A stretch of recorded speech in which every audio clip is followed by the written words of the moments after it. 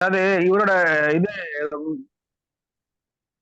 ஆ, முக்கியமான விஷயம் என்னன்னா, நல்ல ரீடபிலிட்டி உள்ள கதைகள் எழுதுறாரு. எளிமையா நரேஷன்கள் நிறைய நிலவியல் கொண்டு ஈஸியா உலகத்தை இந்த கதைகளுக்குள்ள கொண்டாடுறாரு. ஒரு நிலவியல் விவரிப்புங்கிறது ரொம்ப எளிமையாவும் கேட்சிங்காவும் இருக்கு.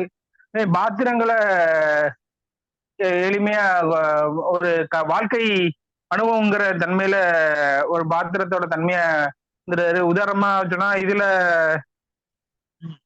இந்த வாட்ச் ரிப்பேரா ஒரு வாழ்க்கை ஆரம்பிப்பான். ஒரு மாஜிஷியனா மாறுவான்.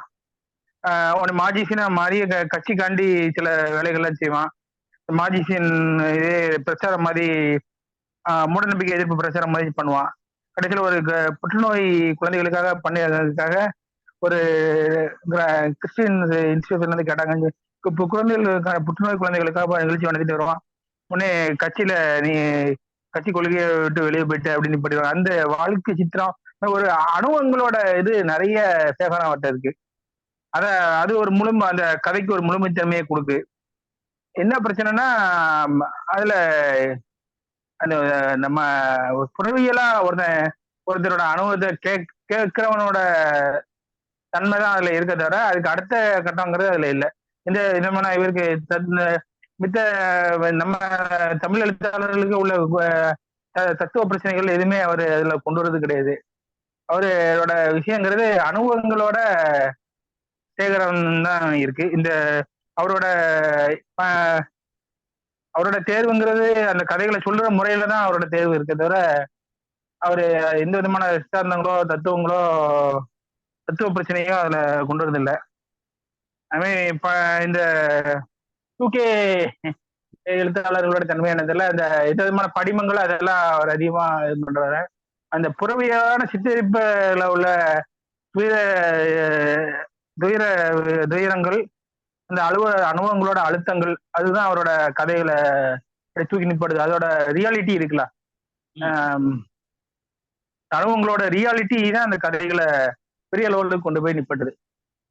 இந்த மனிதர்களோட நிஜத்தன்மை, அந்த ஒரிஜினலான ஒரு அனுபவங்களை எழுதும்போது கிடைக்கக்கூடிய அந்த ஒரு கணம் இருக்குல்ல, அந்த கணம் தான் அவரை அந்த கதைகளை தூக்கி கொண்டு போய் உயரத்துல நிப்பாட்டுது.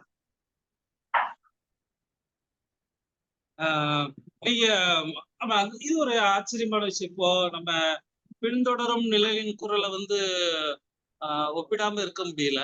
அதுல பாத்தீங்கன்னா முழுக்கவே அந்த தத்துவ பிரச்சனையா இருக்கும், கொண்டு வந்திருப்பாரு. தத்துவ பிரச்சனையா இருக்கும். அவரு அதான் தொடர்ந்து அதுதான் அந்த ரஷ்யன் லிட்ரேச்சர்ல உள்ள இது எல்லாமே கொண்டு வருவாரு. ரொம்ப மாஜிக்கல் தன்மை அதுல இருக்கும். இவர்கிட்ட அந்த விதமான சித்தாந்தங்கள் ரீதியா இந்த விதமான கேள்விகளும் வைக்கிறது இல்லை. ஒரு மனிதன் அவன் படுத பாடுகள் அது ஈஸியா எல்லாரையும் ஒரு அரெஸ்ட் பண்ணுது. ஒரு மனிதனோட அன்றாட வாழ்க்கை பாடுகளை சொல்லும் போது அதுல உள்ள தீரம் அதனால வந்து அந்த கதைகள்ல போய் உட்காந்துருது. ஒரு ரீடிங் பிளஷர்ன்றது இருக்கு இல்லையா? அது இருக்கு நல்ல. அது உண்மையில சொல்லணும், ஒரு எளிமைத்தன்மை, ரொம்ப நெரேஷன்ல ரொம்ப கூர்மையான நெரேஷன்கள், ரொம்ப சின்ன சின்ன எளிமையான வாக்கியங்கள்ல நெரேஷனை கொண்டு வந்துருந்தாரு. அதே மாதிரி நிலவியலும் நல்லா கொண்டாரு. கதைகள்ல சில நிலவியலே இருக்காது. இவர் நிலவியல நல்ல இந்த திருவனந்தபுரத்தை பத்தி எழுதினாலும், மதுரை பத்தி எழுதினாலும், வேற ஒரு ஊரை பத்தி எழுதினாலும் அதோட நிலவியல நல்ல கூர்மையாவே கொண்டாடுறாரு. நிலவியல் சித்தரிப்பு நல்லா இருக்கு. நீங்க இதை சொல்லும் போது எனக்கு ஒண்ணு யாரு இந்த திருவனந்தபுரத்தை பத்தி அங்க உள்ள லைஃப் ஸ்டைல சொல்லுவாரு. அந்த நாடோடி தன்மை அதுல வந்து அப்படியே ஒட்டி இருக்கு. அதாவது ஒரு காதலையோ ஒரு திருமண பந்தத்தையோ முழுக்க கைவிட்டுட்டு அப்படி ஒரு லைஃப் ஸ்டைலுக்கு போயிடலாமோன்ற ஒரு ஆசைய தூண்டும்படியா இந்த வாழ்க்கை விவரிப்பு வந்து அந்த நிலவியல் விவரிப்பு இல்ல. ஆமா ஆமா. ரெண்டாவது நீங்க சொன்னபடி அந்த இன்னொன்னு மார்க்சியத்துக்குள்ள அந்த சித்தாந்தத்துக்குள்ள ஒருத்தர் எப்படி ஈர்க்கப்படுறான், அதோட அடிப்படை என்னங்கிறது இத்தனை பேர் இருக்காங்க, ஒரு ஆயிரக்கணக்கான பேரு எப்படி அவங்க உள்ள போறாங்கிறத வந்து சரியா வந்து கேப்சர் பண்ணலன்னு இல்ல. அது மாதிரி எளிய மக்களை ஈர்க்கப்படுறாங்க. அதோட அடிப்படை என்னங்கிறது அதுல சரியாவே அதுல நம்மளுக்கு கிடைக்கல. அது அதாவது அதுதான் எனக்கு இதுல புரியல. நீங்க மார்க்சியங்கிறதே ஒரு பிலாசபி. அது எளிய மனிதர்கள் ஈர்க்கப்படுறாங்கன்னு எப்படி எனக்கு ஒரு இதுல பிலாசபி. கொஞ்சம் ஒரு சின்ன சாயல் வருது. இதுல ஒரு ஊரை சொல்றாரு இந்த சிறுகதையில. அதுல அந்த களின்னு ஒரு கதை வருது. அதுல அவங்களுக்கு யாருமே இல்லாதப்போ இவங்க போய் நிக்கிறாங்க. அதாவது ஒரு பிற்படுத்தப்பட்ட ஒரு சமுதாயத்தை சேர்ந்த தாழ்த்தப்பட்ட ஒரு சமுதாயத்தை சேர்ந்த ஒருத்தர் தனிப்பட்ட முறையில போராடும் போது அங்க கட்சி கூட நிக்கிற மாதிரி கொண்டாடுறாரு. அது ஒரு அந்த மாதிரி சின்ன சித்தரிப்பு மட்டும் அதுல வருது. அதனால அவங்க அவங்க அதுக்கு கட்சிக்கு ரொம்ப விசுவாசமா இருக்காங்க அப்படிங்கிற மாதிரி வருது. மற்றபடி மித்த இடத்துல இந்த இடத்துலயும் அந்த பிரச்சனைகளோட கூர்மைகளை அவரு இல்ல கொண்டு இல்ல வருது. ஏன்னா ஒரு ஏதோ இல்ல ஒரு நெருக்கடியோ. செந்தில், நீங்க அந்த களி கதையை பாத்தீங்கன்னா, அவனுக்கு ஏதோ ஒரு கடமைக்கு சொல்லி அங்க வருவான் போவான், என்ன செய்யறோம்னு அவனுக்கே தெரியாது. அவன் அங்க இருப்பான், அவ்வளவுதான். அத சகிச்சுக்கிட்டு இருப்பான். களியும் பிடிக்காது.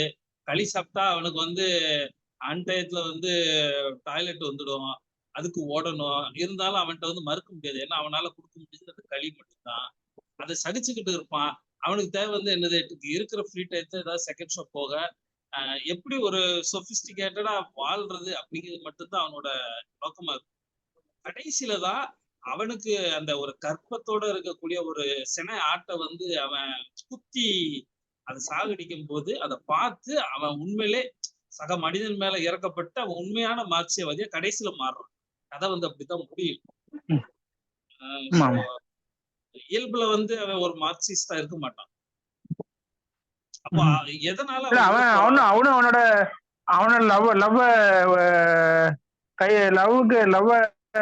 லவ்வுக்கு பழி கொடுத்துட்டு தான் இதுல இருக்க மாதிரி கொண்டாடுறாங்க. ஆனா அவனுக்கு ஏன் அது முக்கியமா இருந்ததுங்கிறது அதுல இல்ல. நிறைய இடங்கள்ல ஈவன் இந்த நாவல்ல கூட அது தெளிவா சொல்லப்படல. ஒரு ப்ரொஃபஸரா இருந்திருக்கான், பெரிய ப்ரொஃபஸரா இருக்கான், வேலையை விட்டுட்டு குடும்பத்தோட எதிர்ப்பையும் மீறி இதுல வரான். ஒரு ஒரு நாடோடியா ரோட்ல படுத்து கிடந்து நிகழ்ச்சிகள் நடத்தி அந்த இதுல இறந்து சாப்பிடுறான். அவன் இறந்ததுக்கு அப்புறம் மனைவி கூட அவரோட பணத்தை கூட வாங்க வர்றது இல்ல. அவ்வளவு ஒரு கைவிடக்கூடிய ஒரு சூழல்ல இருந்தவ எதுக்காக ஈர்க்கப்பட்டு உள்ள வந்தாங்கிறது ஒரு சின்ன ஒரு இது கூட அதுல வரல. நம்ம அந்த கதைய அந்த சிறுகதையோட பொருத்தி பார்க்கலாம். அந்த திருவனந்தபுரத்துல ஒரு லேடி குழந்தையோட இருக்கும், இவன் போய் பார்க்க போவான், டைவர்ஸ் அப்ளை பண்ணுவாங்க. அந்த இதை அந்த நீங்க சொன்ன அந்த ப்ரொஃபஸரோட இதோட பொருத்தி பார்க்கலாம். அதோட ஒரு கிளைக்கதை மாதிரி. இதுல அந்த பாருக்குட்டி கதையில அந்த கூர்மையான ஒரு சித்தரிப்பு வருது. ஒரு சின்ன ஒரு புறக்கணிப்புனால இவ முன்னாடி வந்துருதா, இவன் பெரிய நிலப்பிரபு. ஆனா அவளும் ஒரு பெரிய வீழ்ச்சி அடைஞ்ச ஒரு நிலப்பிரபுத்துவ குடும்பத்தோட பிரதிநிதி. இவனும் நீழ்ச்சி அடைஞ்ச நிலப்பிரபு. அவன்கிட்ட எல்லா பிரச்சனைகளும் இருக்கு. ஆனா அவன் ஒரு ஆண்கிறதுனால அவனுக்கு எந்த பிரச்சனையும் இல்லை. இவன் அதை ஒரே ஒரு தப்பு தான் பண்ணுதா, அந்த தன்னோட புறக்கணிப்புக்காக இவன் கூட வந்துருதா. கடைசி வரைக்கும் அவன் பையங்களாம் டாக்டர் ஆயிடுறான், இவன் பெரிய ஆளாயிடுறான். ஒரு பெரிய சமூகத்துல பெரிய நிலைக்கு வந்ததுக்கு அப்புறம் அவளுக்கு ஒரு எந்த மரியாதையும் இல்லை அப்படிங்கிற ஒரு கூர்மையா பேசாம அன்னைக்கு மட்டும் அந்த சீன்ல நம்மளை நடிக்க விட்டுருந்தா இந்த முடிவு எடுத்திருக்க மாட்டோமேங்கிற நினைக்கிற மாதிரி முடிச்சிருப்பாரு. அது ஒரு கூர்மையான சித்தரிப்பு வருது. ஒரு ஆண்களுக்கு எவ்வளவு சலுகைகள் சமூகம் கொடுக்கு, பெண்ணுக்கு ஒரு முறை ஒரு முடிவு எடுத்துட்டு அதை கடைசி வரை அதோட பிரச்சனைகளை அவதான் சந்திக்க வேண்டி இருக்குங்கிற ஒரு சித்தரிப்பு அதுல இருக்கு. அது கொஞ்சம் ஸ்பேஸ்ஃபுல்ல ஒரு அது ஒரு தனி மனித வாழ்க்கைகளோட சித்தரிப்புகளை நல்லா பொறுமையா கொடுக்குறாரு. ஒரு நல்ல கதைங்கிற அளவுல அது ஒரு முழுமையா இருக்கு. ஆனா அதை ஒரு இணைக்கிறாருல இந்த மார்க்சிய இதுல, அதுக்கு அதுல ஒன்றும் தத்துவத்திய ரீதியான ஒரு பேலன்ஸ் அதுல இல்லை. இவரோட நிறைய ஏகப்பட்ட இந்த சிறுகதைகளோட ஒரு பெரிய விழிந்த சாகரம்னா அந்த கதையை நாவல சொல்லலாம். சிறுகதைகளோட டெப்து அதோட தனித்தனியாவே அந்த கதைகளுக்கு ஒரு ஒரு இது இருக்கு, லைவ்னஸ் இருக்கு. ஒரு ஒரிஜினலான ஒரு பிரச்சனைகளை பேசுறது. ஆனா அதுக்கு ஒரு தத்துவார்த்த பின்னணியோட இணைக்க முடியும்னா அது எந்த அளவு ஒரு இணைக்கிறதுக்கு ஒரு கோடா அதை பயன்படுத்தியிருக்காருன்னு வேணா சொல்லலாமே தவிர, இதுல இல்ல இயற்கைன்னு ஒரு இவர் ஒரு அத அத பொண்ணோட காம் சித்திரம் வருது. அத காமெடி ஆக்கிடுறாரு. நிறைய பிரிவுகள், அதான். செஞ்சினம், ரெட் ஆமா. சைனா அப்படி இப்படின்னு நிறைய பிரிச்சு அவங்க பேசுறது எல்லாமே ஒரு லந்து பண்ற மாதிரி தான் கொண்டு போறாரு தவிர ஒரு ம்ஹ்ம். தத்துவார்த்தமான இது இல்ல. இன்னொன்னு இதே இணைக்கக்கூடிய ஒரு தத்துவார்த்த புலம் எதுவுமே இல்ல இதுல. இந்த கதைகளெல்லாம் இணைக்கக்கூடிய ஒரு தத்துவார்த்த புலம் இல்ல. அவங்க அந்த ஏதோ ஒரு கட்சியோட ஒரு இதை இணைச்சு சொல்றாரு. இயற்கைங்கிற இதுல எந்த விதமான கட்சியும் இல்லாம தான் அந்த பாத்திரம் வருது. இந்த நாவல்ல வரும்போது ஒரு கட்சியோட அனுதாபியா கொண்டு வந்து அதை இதோட நாவலோட இணைச்சிருந்தாரு. இந்த இயற்கைங்கிறதுல கதையில வரக்கூடிய இந்த பெண் கதாபாத்திரம் இதே இதில் உள்ள எல்லா அம்சங்களும் இருக்கு. அந்த குடும்பங்கிறத விரும்பாதது, இந்த சுத்தங்கிறத பிடிக்காது, சமையலங்கிறது பிடிக்காது, பூனைகள் பிடிக்கும். இந்த எல்லா அம்சங்களும் அதுல இருக்கு. இவரு சில விஷயங்களை இந்த இது கதைகளுக்கு இணைக்கணும்னு எடுத்து யூஸ் பண்ண மாதிரி இருக்கு. இன்னொன்னு அதோட இந்த நாவலை கொண்டு உட்கார். முகுந்தன் கேரக்டர் எடுத்துக்கிட்டோம்னா நம்ம கொடைமடத்துல முகுந்தன் அந்த லவ் வந்து அவங்களுக்குள்ள உண்மையிலே ஒரு ரொமான்ஸ் எங்கேயுமே நம்ம பார்க்க முடியாது.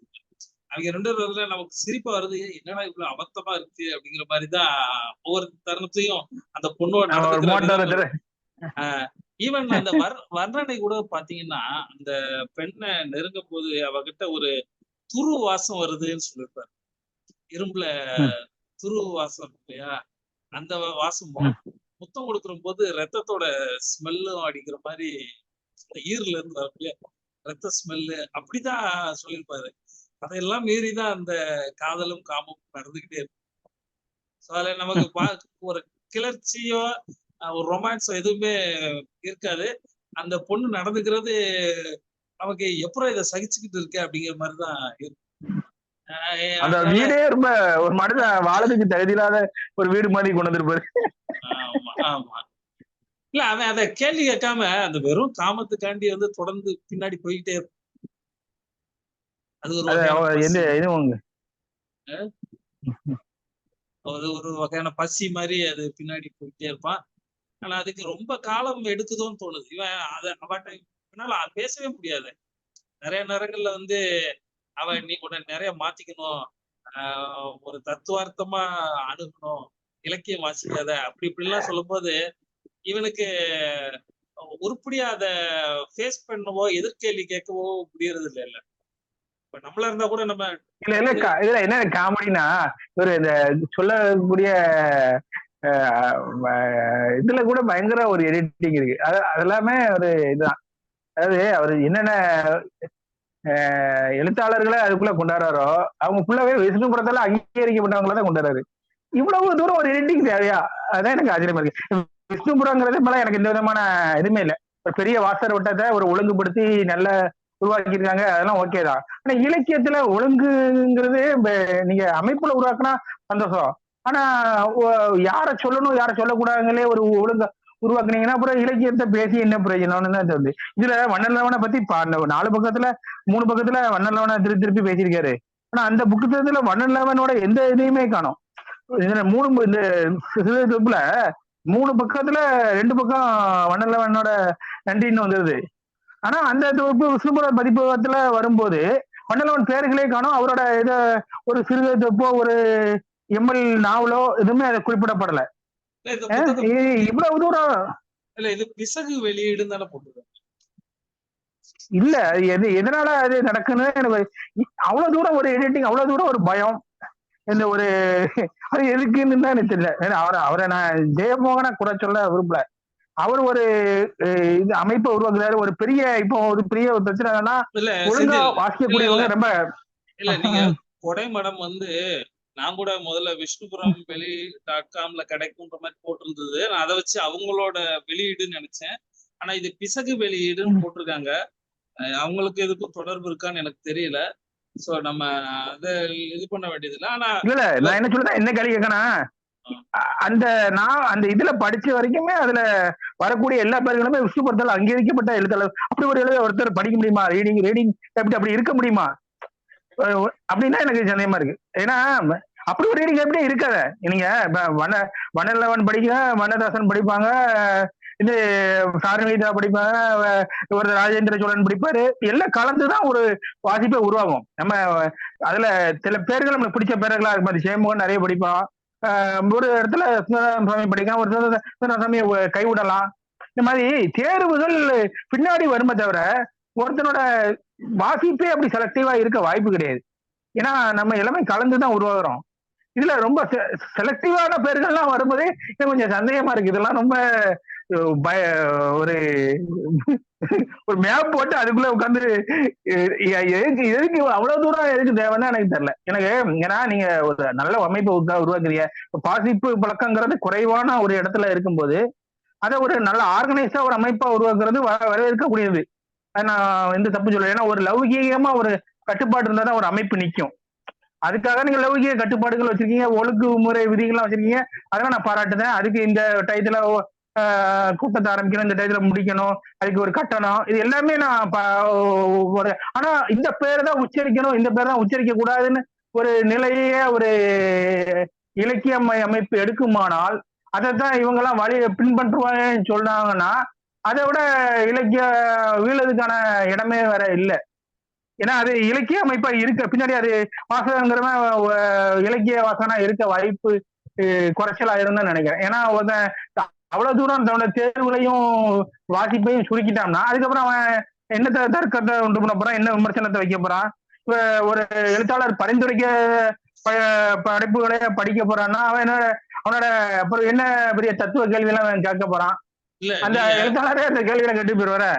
அப்புறம் இவன் வெறும் வாசிப்பா உண்மையான வாசகனா வெறும் ஒரு ரசிகனா, ரசிகர் கூட்டமா, இதை ரஜினி ரசிகர் மன்ற மாதிரி இது ஜெயமுகன் ரசிகர் மன்றமா, அதே எனக்கு கேள்வி கூடாது. நீங்க ஒரு அமைப்பை லெய்க ரீதியா கட்டுறதோ ஒரு ஒழுங்கு கட்டுறதோ எனக்கு எந்த வேலை கேள்வி இல்லை.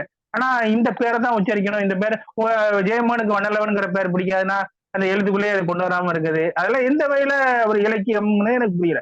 நீங்க வண்ணலவனை பிடிக்கலன்னு நீங்க நேரடியா சொல்லலாம். இந்த மாதிரி அவரு அன்றாட வாழ்க்கையில எழுதுறாரு, அது எனக்கு சொல்றது ஒரு இலக்கிய விமர்சனம். ஆனா நீங்க ஒரு பேரே உச்சரிக்காம இருக்கிறது எந்த இலக்கிய விமர்சனம்? அப்படி பார்த்தா நம்ம இருக்கதே ஒரு ரொம்ப கூர்மையா பார்த்தோம்னா ஒரு 50,000க்குள்ள சுருக்கி இருக்கலாம் வாசகர்கள், தீவிர வாசகர்கள்.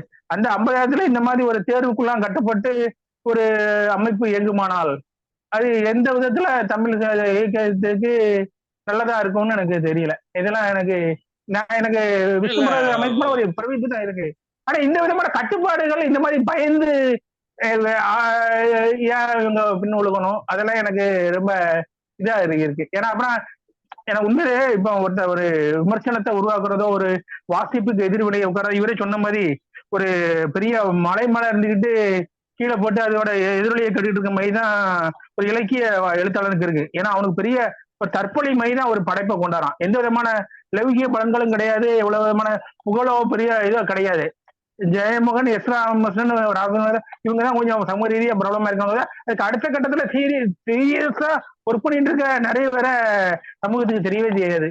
சூவேணுகோபாலே தெரியாது, சூவேணுகோபால் தெரியாது, நம்ம இவரை கூட தெரியாது. நம்ம இவரு சீரியஸான எழுத்தாளர்கள் நிறைய பேரு அவங்களுக்கு பக்கத்துல இருந்து ஒர்க் பண்ணிட்டு இருக்கவங்களே அவங்களுக்கு தெரியாது. அப்படிங்கும்போது திரும்ப நம்ம ஒரு குறுக்களை கொண்டு வந்து நாவலோட தொடக்கத்துல நன்றின்னு ஒரு நூத்துக்கணக்கான பேரை நன்றி சொல்லியிருக்காருல, அதுல எல்லாருமே விஷ்ணுபுரம் இல்ல மத்தவங்களும் இருக்காங்கல்ல. நம்ம அவரு சொல்லியிருக்காரு, வண்ணதாசன் சொல்லியிருக்காரு, அப்புறம் அவரு சபரிநாதன், சங்கர் ராமசுப்ரமணியம், கவிஞர் சங்கர் ராமசுப்ரமணியம், அப்படி நிறைய பேர் இருக்காங்கல்ல சினிமா ஃபீல்ட்ல உள்ளவங்க எல்லாம். அதனால அது எனக்கு சந்தேகமா இருக்கு. அது அந்த இதுக்குள்ளவே அந்த எழுத்தாளர்களே விஷ்ணுபுரத்துல ரிஜிஸ்ட்ரேஷன் ஆனவங்க. வண்ண நிலவன் பேரை சொல்லலங்கிறதுக்காண்டி நீங்க இல்ல நான் என்ன சொல்றேன், அப்படி எதுக்காக அவங்க ஒரு எடிட்டிங்குள்ள போவானுங்கிறதா எனக்கு கேள்வி. மற்றபடி நீங்க வண்ணலவனதான் பேசணும்னு நான் சொல்லவே மாட்டேன், அது உங்களோட தேர்வு. ஆனா ஒரு முந்தின தொகுப்புல அவரை 3 பக்கத்துல 2 பக்கத்துல சொல்லிட்டு ஒரு எடிட்டிங் வரீங்களா? அதாவது விஷ்ணுபுரம் நமக்கு ஏன்னா பிரச்சனை நான் ஒத்துக்கிட்டேன். ஒரு எழுத்தாளனுக்கு பெரிய பிரச்சனை இருக்கு. படைப்பை வெளியிடுதலையும் ஒரு எதிர்வினையை வாங்குறதுலயும் ஒரு விசும்புற மாதிரி ஒரு பெரிய அமைப்பை இப்ப எதிர்க்கக்கூடிய அளவுக்கு இங்க பெரிய வாசகர் வட்டம் கிடையாது. அவங்க ஒழுங்குபடுத்தப்பட்ட ஒரு வாசகர் இது வச்சிருக்காங்க. ஒரு கட்டுரை ஒரு ஆய்வு கட்டுரை எழுதவோ ஒரு விமர்சனம் எழுதவோ அவங்கள்ட்ட ஆட்கள் இருக்காங்க. பழைய ஒரு எழுத்தாளரை பத்தி குறிப்பிட்டு ஜெயமோகன் சொல்லிட்டாங்கன்னா ஒரு 100 ஆய்வு கட்டுரை இறக்கிடுவாங்க. அந்த அளவுக்கு கெப்பாசிட்டியோட ஒரு பெரிய அமைப்பா இருக்காங்க. அந்த அவங்களுக்காண்டி பயந்து நடக்கணுமான்னு தெரியல. நம்ம அதை கேள்வியும் கேட்க முடியாது. ஏன்னா ஒரு உண்மையில ஒரு பெரிய பிரச்சனைக்குள்ளதான் ஒரு எழுத்தாளன் இருக்கான். இலக்கிய எழுத்தாளனுக்கு இங்க பெரிய ஒரு இதெல்லாம் கிடையாது. அவனுக்கு இந்த இதெல்லாம் பண்ணியிருக்காரு. இதுல எந்த விதமான லௌகிக பலன்களும் கிடைச்சிருக்காது. ஒரு இலக்கிய ரீதியா எந்த அளவு பலன்கள் கிடைச்சுன்னு கூட சொல்ல முடியாது. ஏன்னா இந்த இதுக்கான எதிர்வினையே நம்ம இதுல ரொம்ப கம்மி தான். ஒரு படைப்புக்கு எதிர்வினை வர்றது, அதை அப்ரிசியேஷன் பண்றது அப்படிங்க அதும்போது அவனை நீ எல்லாத்துக்கும் நீ ஜன ரீதியா போராட நம்ம சொல்ல முடியாது. ஏன் இப்படி ஒரு குழுக்களுக்குள்ள எல்லாரும் போய் மாட்டிக்கிடுதாங்கிறதா எனக்கு கேள்வி. ஓகே, நம்ம அதை விட்டுருவோம். நம்ம நாவலுக்குள்ள வரலாம். இப்போ இந்த நாவல்ல வந்து கொடை மடம் இந்த பேரை ஏற்கனவே சொல்லியிருப்பாங்க. ஒரு இசை கவிஞர் இசை வந்து இந்த தலைப்பை கொடுத்துதான் சொல்லியிருக்காரு. கொடை மடம் ஒரு அருமையான தலைப்பு. என்னன்னா இது பேகனை பத்தி புறநானூறுல இந்த பாடல் இருக்கு. என்னன்னா கொடை மடம்ங்கிறது வந்து கொடை கொடுக்கறதுல உள்ள ஒரு மடத்தனம். என்ன வேணாலும் கொடுக்கறத யாருக்கு வேணாலும் என்ன வேணாலும் எவ்வளவு கொடுக்கணுன்ற ஒரு அளவறியாம தராதரம் அறியாமல் நோக்கம் போல கொடுத்துறது. அதாவது மடத்தனம் அப்படின்னு சொல்லுவாங்க. சரியா? இத வந்து அவர் பாட்டுல எப்படி சொல்றாருன்னா, அவன்கிட்ட போறவங்களுக்கு வந்து அவன் பரிசு கொடுக்கும்போது கொடை மடம் படுபவனாக இருந்தான். ஆனா அவன்கிட்ட படையெடுத்து வர்றவங்கிட்ட அவன் வந்து படைமடம் படாதவனா இருக்கான் அப்படிங்கிற மாதிரி அந்த பரணர் பாட்டை பாடியிருக்காரு. அந்த வார்த்தை வந்து இந்த இடத்துல நம்ம எப்படி கொடுக்குறோம்னா, ஒரு அமைப்புக்காண்டி ஒரு இயக்கத்துக்காண்டி ஒரு கணக்கு இல்லாம இவ்வளவு தியாகங்கள் பண்ணியிருக்காங்க. அது வந்து ஒரு பெரிய மடத்தனம் அப்படிங்கிற மாதிரிதான் நம்ம புரிஞ்சுக்க வேண்டியது. அந்த ஏன் மடத்தனங்கிறது தான் அந்த சித்தரிப்புகள் எல்லாமே விவரிக்கும். அதை நீங்க எப்படி பாக்குறீங்க? அது மடத்தனம் தானா? இல்ல இதனால அதான் எனக்கு கேள்வி இருக்கு. ஒருத்தன் தன்னோட வாழ்க்கைய முழுக்க லௌகிய விஷயங்கள்லாம் விட்டுட்டு ஒரு இது பின்னாடி போறான்னா அவனுக்கு அதுல ஏதோ ஒரு வேல்யூஸ் இருக்குன்னு அர்த்தம். இதுல பாண்டிங்கிறவன் இந்த இதுல வர மாதிரி நிறைய பேர் தன்னோட லௌகிக வாழ்க்கையே பழி கொடுக்காங்க. தன்னையே பழி கொடுத்து ஒரு இதுக்குள்ள இறங்குதாங்க. அந்த பழிகள் மட்டுமே நம்மளுக்கு நல்ல திறன்படுது. அதுல அவரோட பழிகளை மட்டும் வரிசையா அடிக்கிட்டே வராரு. ஒவ்வொருத்தரையும் இந்த அமைப்பு காகுனது. ஆனா இவங்க இந்த பழி கூட்டுக்கிறதுக்கு இவங்களை தூண்டுனது என்ன? இதனால ஒருத்தன் தன்னோட லௌகிக வாழ்வுல இருந்து சாதாரண சேஃப்டியான ரொம்ப கம்ஃபர்டபுள் சோன்ல இருந்து இறங்கி போலீஸ் அடிபட்டு சாகக்கூடிய இதுக்கு ஏன் வந்தான்? யாருமே விரும்ப மாட்டோமா இல்லையா? அது ஒரு முக்கியமான ஒரு கேள்வி. இன்னொன்னு அந்த இது முன்னாவே ஒரு 80s இதுல நடக்கு. அது ஒருவேளை அது ஒரு சரியான விஷயம் தான் நினைக்கிறேன். ஏன்னா 80s 90ஸ்க்கு அப்புறம் இப்ப உள்ள கால சூழ்நிலையில முழுக்கவே சமுதாயமே ஒரு நுகர்வு சமுதாயமா மாறிட்டு இப்போ அந்த அமைப்புகள்ல என்ன லெவல்ல இருக்குன்னு என்னால இது பண்ண முடியல. ஏன்னா அவ்வளவு தூரம் நுகர்வை நோக்கி ஒரு பேய் மாதிரி நகர்ந்துட்டோம் நம்ம. அதை பத்தின எந்த இதுவுமே விமர்சனமே நம்ம வைக்க முடியாது. அது 80ஸ்ல உள்ள காலகட்டத்தை மட்டும் தான் அவர் எடுத்திருக்காரு. 80s 90s 2000 முன்னுக்கூட்டியும் வச்சுக்கலாம். 80ஸ்ல இருந்து 2000 முன்னுக்கூட்டியும் உள்ள. ஏன்னா அந்த உலகமய மக்களுக்கு அப்புறம் உள்ள சித்தரிப்பு கூட இதுல இல்ல. ஏன்னா மொபைல் போன் கூட அதிகமா அந்த மாதிரி தெரியல. மொபைல் போனே இல்ல. ஆமா இல்ல. இல்ல அதனால இது. ஆனா அதுக்கப்புறம் இன்னொரு கூர்மையான விஷயம் என்னன்னா இந்த மாதிரி ஆட்களே எல்லாம் போயிட்டாங்கன்னு ஒரு இதையும் சொல்லணும். ஏன்னா நுகர்வு கலாச்சாரம் அவ்வளவு தூரம் இன்கமிங்கே காசு வாங்குற டயத்தை தானே சொல்றேன். நுகர்வு கலாச்சாரங்கிறது அவ்வளவு ஒரு வேகமா ஒரு பேய் மாதிரி பிடிச்சுக்கிட்டு இப்ப யாருமே லௌகிக ஒரு இலக்கியவாதிய லௌகிக பலன்களை இழக்க விரும்புறான்னு கேட்டா இல்லைன்னு தான் சொல்லணும். அந்த அளவுக்கு இங்க ஒரு சாதாரண ஒரு விஷயம் என்னன்னா சாதாரண மனிதர்களே அப்போ ஒரு கமிட்மெண்டோட இருந்தாங்க. பெரிய ஆட்கள் எல்லாம் சொல்ல விரும்பல. இப்ப எங்க அப்பாவே அந்த இடத்துல வேலைக்கு போயிட்டு வந்துட்டு இல்ல வந்து ரெஃப்ரெஷ் பண்ணிட்டு நேரா யூனியன் ஆபீஸ் தான் போவாப்ல. இப்படி ஒரு கமிட்மெண்ட் ஒரு சாதாரண மனிதன் இருந்தது. எங்க அப்பா தொழிற்சங்கவாதிலாம் இல்ல, ஒரு சாதாரண வேலை பார்க்கக்கூடிய ஒரு ஆளு. அவருக்கு ஒரு கமிட்மெண்ட் இருந்தது. இப்போ உள்ள யார்ட்டையுமே அந்த கமிட்மெண்ட் கிடையாது. தொழிற்சங்கவாதிகள்கிட்ட கூட அந்த கமிட்மெண்ட் இருக்குமான சந்தேகமான ஒரு விஷயம் தான். ஏன்னா யாருக்குமே அவ்வளவு தூரம் நுகர்வு கலாச்சாரம் இது பண்ணி அடைந்து ஏதாவது மீட்டிங்னா மட்டும் சங்கம் போகக்கூடிய ஆட்கள் தான் இருப்பாங்க. அந்த அளவுக்கு இப்போ எல்லாமே நுகர்வுக்குள்ள போயிட்டு ஒரு எந்த எல்லா இயக்கமும் எல்லா ஜனநாயக விஷயங்களும் அப்படி இருக்கு. இன்னொரு விஷயம், உங்க கம்யூனிஸ்டத்தை மட்டும் இந்த கேள்வி வைக்கிறோம். நம்மளோட எல்லா தத்துவங்களும் அப்படித்தானே இருக்கு. நம்மளோட யோசிச்சு பாருங்க, எல்லா நம்மளுக்கு ஆளுவதற்காகவும் ஆளுவதற்காகவும் உருவாக்கப்பட்ட எல்லா தத்துவங்களும் அது எதிர்முறையில தான் இயங்கி இருக்கு. நம்ம யோசிச்சு பாருங்க, சாதாரண நம்மளோட அதிகார வைப்பு எடுத்துக்கோங்க. எதனால அடிப்படையில் இந்த அதிகார வைப்பு செயல்படுது? மக்களாட்சி அடிப்படையில. மக்களாட்சி அடிப்படையில மக்கள்ல இருந்து ஒருத்தனுக்கு ஒரு ஆளுக்குங்கிற திறனை உருவாக்கி அவனே தான் ஆளுக்கு உட்காரணும். நான் அரசியல்வாதியே சொல்ல, அதிகாரியே சொல்லுறேன். அதிகாரி ஒரு IAS ஆபீசர் வரான்னா அவனை எதுக்கு அவன் ஏதோ ஒரு பெரிய வரம்பட்டவன் அல்ல. அவன் ஒரு மக்கள்ல ஒருத்தன். ஆனா ஒரு சிறப்பு திறன்கள் அவன் உள்ளவன் அவனை நிரூபிச்சு அவனை கொண்டு போய் அந்த அதிகாரத்தை இத ஒரு IAS ஆபீசர் சொல்ல முடியுங்க. நீ தனிப்பட்ட இதனால இதை வென்றெடுக்கல, ஜனநாயகத்தை வந்து அவனுக்கு இவ்வளவு பெரிய அதிகாரத்தை கொடுத்துருக்குன்னு சொன்னா உங்களை கொன்னே போடுவான். இவ்வளவு நிலைமை தான். யோசனை பண்ண, இப்ப ஒருத்தன் ஒரு மன்னன் எப்படி ஒரு போர் செஞ்சு ஒரு நாட்டை பிடிச்சானோ, இப்ப ஒரு அதிகாரிங்கிறவன அப்படிதான் நினைக்கான். நான் ஒரு தேர்வு எழுதி என்னோட திறன்களின் மூலமா இந்த அதிகாரத்தை அடைஞ்சிருக்கேன் அப்படின்னு நினைக்கான தவிர, அவன் இப்போ ஏதாவது ஒரு அதிகாரிட்ட, ஒரு அரசு அதிகாரிட்டையோ ஒரு வங்கி அதிகாரிட்டையோ ஒரு சட்ட அதிகாரிட்டையோ ஒரு வக்கீல்கிட்டையோ ஒரு ஜட்ஜிட்டையோ போய் நீங்க இதை சொல்ல முடியுமா? ஜனநாயகம்ங்கிற ஒரு தத்துவத்தை இந்த மக்கள் இந்த வரலாறு வென்றெடுத்தது. அந்த வரலாற்று ஜனநாயகத்துல இருந்து ஒரு பிரதிநிதி தான் இந்த இதுக்கு வந்து உட்கார்ந்தாதான் நீ வந்து உட்கார்ந்துருக்க, உனக்கு சிறப்பு எதுவுமே கிடையாது அப்படின்னு சொன்னீங்கன்னு வச்சுக்கோங்க, உங்களை கொள்ளதுக்கான வேலைகளை ஃபுல்லா பாத்துருவான். உங்க காலி பண்ணி உங்க இப்படி ஒரு ஆள் இருந்தாருங்க இல்லாத அட்ரஸ் இல்லாம கரைஞ்சிருவானோ ஒண்ணு. இது நிலைமை அது. ஏன்னா எல்லாருமே நினைக்கான் தன்னோட உண்மையான விஷயம் முந்தி எல்லாமே ரத்த வாரிசின் அடிப்படையில ராஜராஜ சோழன எதிரா பழுவேட்டரையர் இன்னொரு வாரிசு தேடி அலையணும். ஏன்னா அப்போ நீங்க ஒரு குலம்ங்கிற இது இருக்குல்ல, அதாவது அரசு ரத்த உரிமை, அது மட்டும்தான் அப்போது உரிமைன்னு எடுத்துக்கொள்ளப்பட்டது. அதனால அவன் இன்னொரு ஒரு தளபதி தானே அரசனாக முடியாது, பழுவேட்டரையர் தானே அரசனா முன்னெடுத்த முடியாது. அதனாலதான் பழுவேட்டரையர் இன்னொரு அவரோட அண்ணனோட பையனை கொண்டாடுறாரு. அதாவது அந்த அரியணைக்கு ரத்த உரிமை கூறக்கூடிய பிளட் ரிலேஷன்ஷிப் தான் கொண்டு வந்து கொண்டாடுறாரு. இதான் ஏன்னா அதைத்தான் அவன் கடைசி படை வீரன். அது ஆமா, அவனுக்கு சரியானது ரத்த உரிமை இருக்கு, அதனால அவன் பதவியில இருக்கான், அது சரியில்லான்னு அவன் கீழே உள்ள ஒத்துக்கிடுவான். கீழே உள்ள ஒத்துக்கிட்டாதான் இவனை ஒத்துக்குவான், பழுவேட்டரை ஒத்துக்குவான். பழுவேட்டரை கொண்டுட்டு கடைசி வீரன் வந்துருவாங்களா? நீங்க அது ஜனநாயக ரீதியா இருந்துனீங்க. பழுவேட்டையர் தான் மன்னனாகணும்னு நினைச்சாருன்னா பழுவேட்டரை கொள்ளதுக்கு பின்னாடி ஒருத்தர் இருப்பான். அதனாலதான் எல்லாருமே அந்த ரத்த உரிமை, குல பெருமை, குடும்ப பெருமை, அந்த குடும்ப ரீதியான வாரிசு கோரல், இதைத்தான் வச்சு ஒழுங்கமைஞ்சு செஞ்சு அரசு ஆட்சிங்கிறது ஒண்ணு நடந்தது.